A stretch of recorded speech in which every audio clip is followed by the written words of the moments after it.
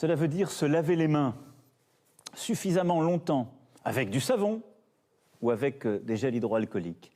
Ces gestes, ils peuvent vous apparaître anodins. Ils sauvent des vies.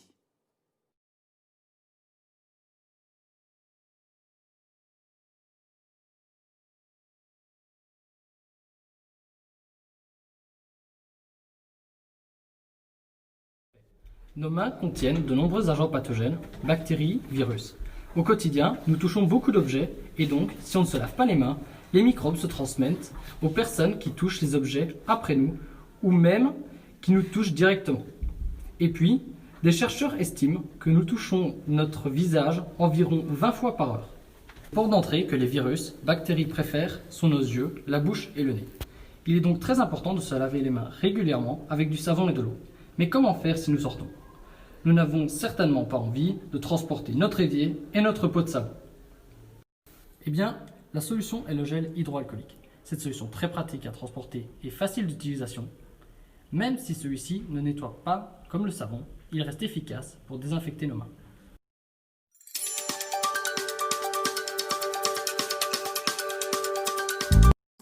En effet, on nous dit que le gel est efficace pour la désinfection des mains. Mais pourquoi est-il si efficace et comment agit-il?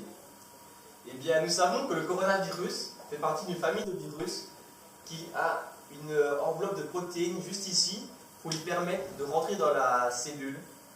Afin que le gel soit efficace, il faut qu'il soit virucide, c'est-à-dire qu'il s'attaque au virus. Le principal élément que nous utilisons est l'alcool. Nous utilisons principalement de l'éthanol, c'est-à-dire du C2H5OH, qui va attaquer les protéines de surface, va les faire coaguler et qui va permettre à l'alcool de rentrer dans le virus et de l'éliminer. Pour ce faire, il faut que l'alcool soit à une concentration d'environ entre 70 et 85%, car si la concentration n'est pas assez élevée, eh bien, les protéines de surface ne vont pas bouger, elles ne vont pas coaguler, alors que si la concentration est trop élevée, ça va faire l'effet inverse et ça va coaguler, mais ça va former une couche de protection au virus. Et donc, comme je le disais, nous utilisons du C2H5OH, qui est de l'éthanol à 96%, mais dénaturé, c'est-à-dire qu'il n'est pas consommable. Pour maintenir la concentration d'alcool à plus ou moins 80%, nous ajoutons la solution de l'eau, H2O, ainsi que de l'eau oxygénée, de l'H2O2 et de la glycérine. L'eau oxygénée est certes un antibactérien, mais il n'est pas un antivirus. On l'utilise pour permettre qu'il n'y ait aucune spore bactérienne qui se mette sur le dessus de la dilution ou dans le flacon. Ensuite, la glycérine est utilisée comme aspect confort pour ne pas avoir les mains sèches. C'est vraiment l'aspect confort de la solution. Et pour terminer, on met de l'ipromélose, c'est-à-dire de l'hydroxypropyl méthylcellulose. Donc c'est pour donner vraiment la texture à ces gels du gel, voilà, l'aspect gélifié, pour ne pas que ce soit trop liquide.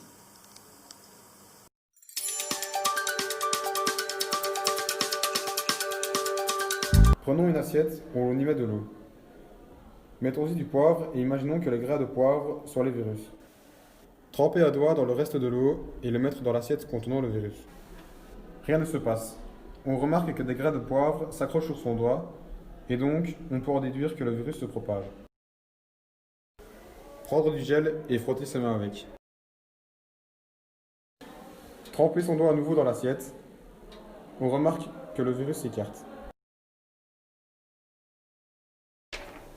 Faisons une seconde expérience. Prenez un bic bleu, mettez-en sur une main et imaginez que ce soit plein de virus ou de bactéries. Mettez du gel sur le virus et frottez.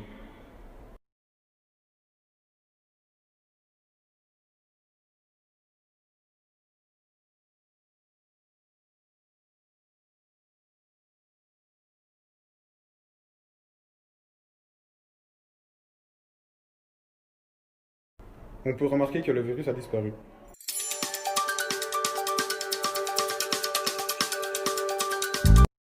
Le gel est, certes, efficace en l'absence d'eau et de savon, mais il comporte quelques dangers.